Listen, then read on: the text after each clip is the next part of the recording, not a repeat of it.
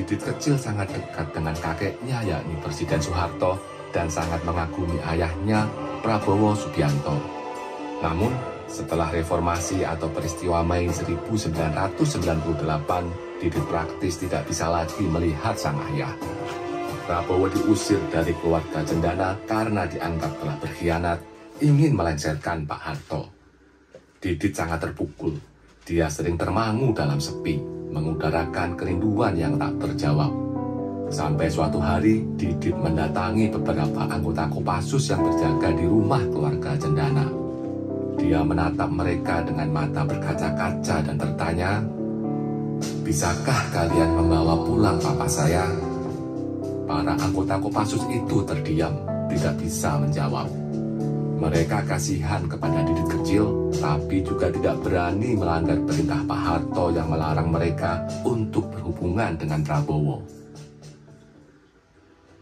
Assalamualaikum sedulur. Kali ini saya akan berbagi cerita tentang kisah masa kecil Didit Prabowo yang menyayat hati. Cerita ini diambil dari buku karya Ade Ma'aruf yang berjudul Prabowo Subianto, Jalan Terjal Seorang Jenderal. Didit Prabowo lahir pada 22 Maret 1984 dengan nama lengkap Prabowo Hedi Prasetyo. Nama tersebut merupakan pemberian dari sang kakek yakni Presiden Soeharto. Saat kecil, Didit sangat disayang oleh kakeknya. Hampir semua keinginannya selalu dituruti Pak Harto. Ini yang membuat beberapa anggota Kopassus yang mengawalnya pusing tujuh keliling. Didit sering meminta kepada mereka untuk membelikan ayam KFC atau McDonald sehari bisa berkali-kali. Kalau permintaannya tidak dituruti, Didit bakal mengadu kepada eyangnya. Kala itu, siapa yang berani sama Pak Harto? Sementara di sisi lain, Prabowo melarang keras anak buahnya untuk membelikan Didit ayam KFC ataupun McDonald. Repot bukan? Untunglah, Prabowo segera tahu akan kebiasaan anak sematawayangnya itu. Dia kemudian menemui Pak Harto dan menjelaskan dengan baik-baik tentang alasan kenapa Didit dilarang keseringan makan KFC atau McDonald. Sebab di rumah sudah dimasakkan makanan yang lebih baik dan lebih bergizi ketimbang ayam KFC yang masuk dalam kategori junk food. Sayangnya, masa-masa bahagia itu tidak berlangsung lama. Pada Mei 1998 terjadi badai politik di Indonesia. Ribuan mahasiswa berdemonstrasi menuntut Presiden Soeharto mundur. Para mahasiswa bahkan sampai menduduki gedung DPR MPR. Hal ini membuat keluarga Cendana marah kepada Prabowo. Mereka curiga bahwa itu disengaja oleh Prabowo sebagai bagian dari konspirasi untuk menjatuhkan Pak Harto. Tutut Soeharto menegur Prabowo, "Kamu kemana saja dan mengapa membiarkan mahasiswa menduduki gedung MPR DPR?" Prabowo dengan sengit balik bertanya, apakah ia harus menembaki para mahasiswa itu? Keluarga Cendana pun tambah meradang. Mereka beranggapan Prabowo punya agenda tersembunyi. Prabowo dinilai telah berkonspirasi dengan B.J. Habibie, Amin Rais, dan para reformis lain untuk melengsarkan Pak Harto. Mami Soeharto dengan amarah memuncah, kemudian menunjuk Prabowo dan berkata, "Kamu pengkhianat, jangan injakkan kakimu di rumah saya lagi."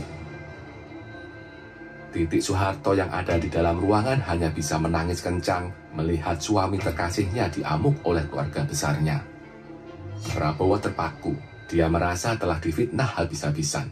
Di luar dia dianggap sebagai bagian dari antek keluarga Cendana, sementara oleh keluarga Cendana sendiri, dirinya justru dianggap pengkhianat. Apalagi setelah itu, Pak Harto memberikan perintah yang bunyinya bak petir di siang bolong. "Tinggalkan pengkhianat itu," kata Pak Harto kepada Titik. Dengan diiringi tangisan Titik yang tak kunjung berhenti, Prabowo pergi meninggalkan rumah keluarga Cendana. Sejak saat itu, Prabowo dilarang datang ke rumah Cendana. Bahkan yang lebih memilukan, Prabowo dilarang untuk bersatu dengan istri dan anak kinasihnya Didit. Karena tekanan politik yang begitu dahsyat dan fitnah bertubi-tubi, Prabowo akhirnya memutuskan untuk pergi meninggalkan Indonesia. Dia menerima ajakan teman karibnya yakni Raja Abdullah dari Yordania untuk tinggal di sana. Ya, Didit merana ditinggal oleh sosok ayah yang dikaguminya. Dia juga tidak bisa lagi bermain dengan kakeknya yang sudah sakit-sakitan. Didit menjadi sosok yang pendiam dan tidak banyak bicara. Tiap hari dia hanya bisa menunggu dengan tatapan mata kosong, kapan ya ayahnya bisa pulang menemuinya lagi? Suatu hari, Didit mengungkapkan perasaannya kepada beberapa anggota Kopassus yang berjaga di rumah cendana. Ia berkata, "Dulu saat papa saya pergi berperang, walaupun saya tahu ia bertaruh hidup dan mati, saya tetap tenang karena saya tahu dia akan tetap pulang. Namun sekarang, walaupun dia hidup, dia tidak bisa pulang." Didit lalu menatap mereka dengan mata yang berkaca-kaca dan bertanya, "Bisakah kalian membawa pulang papa saya?" Para anggota Kopassus yang mendengar itu tidak bisa menjawab. Mereka merasa kasihan kepada Didit kecil, tapi mereka juga tidak bisa melanggar perintah yang melarang mereka untuk berhubungan dengan Prabowo. Tak lama kemudian, Pak Harto mengumpulkan para anggota Kopassus tersebut. Ia menegur mereka karena membuat cucunya sedih. Pak Harto memerintahkan mereka untuk menuruti apapun kemauan Didit asal cucunya senang. Namun mereka tidak ada yang menjawab sebab nama Prabowo tidak boleh disebut lagi di cendana. Akhirnya seorang atasan yang lebih senior dari mereka menjawab, "Siap Pak, Mas Didit minta kami membawa papanya pulang Pak." Mendengar hal itu, Pak Harto hanya diam dengan wajah datar. Dia lalu membubarkan mereka dan masuk ke dalam rumah. Para anggota Kopassus itu tidak tahu apakah Pak Harto mengerti maksud perkataan mereka atau tidak. Untunglah, masa-masa sulit itu kini sudah berlalu. Sekarang Didit sudah bisa sering berkumpul kembali dengan ayahnya. Bahkan dia bisa menemani ayahnya saat berjuang di Pilpres 2014, Pilpres 2019, dan Pilpres 2024. Didit sangat berharap ayah dan ibunya bisa bersatu lagi dalam mahligai pernikahan.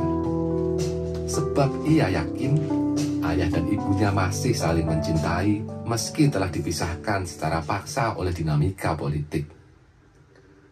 Terima kasih sudah menonton. Wassalamualaikum warahmatullahi wabarakatuh.